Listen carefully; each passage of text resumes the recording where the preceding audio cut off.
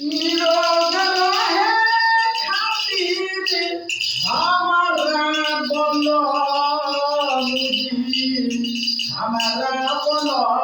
मुझी कि निरोग रहेला हमारा मुझी भोरवा में ये बाबा करावेला सैयदी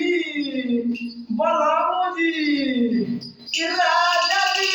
सैयदी भद्रावती हमारी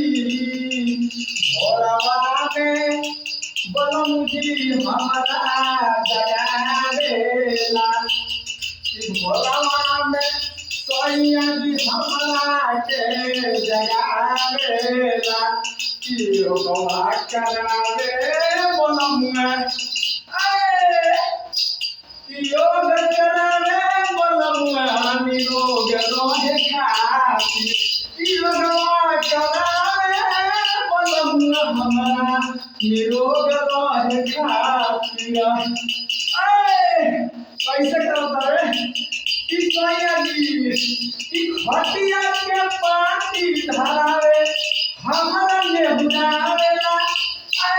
हम का जान का हो यो करत कि हमारा खटिया के पाटी धरावे बलमुआ हमारा नेहुनावेला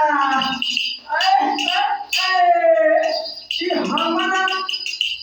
हमारा खटिया के पटिया धरावे बलमुआ आगे नेहुनावेला पाछे ले सैयदी कौन धाका लगावेला ए बाबा भोरवा में करावेला कि बाबा करावेला हमरा निरोग रखे के बलमुजी करले जवैया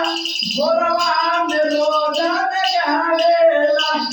बलमुजी भोरवा में रोजा जगावेला भोरवा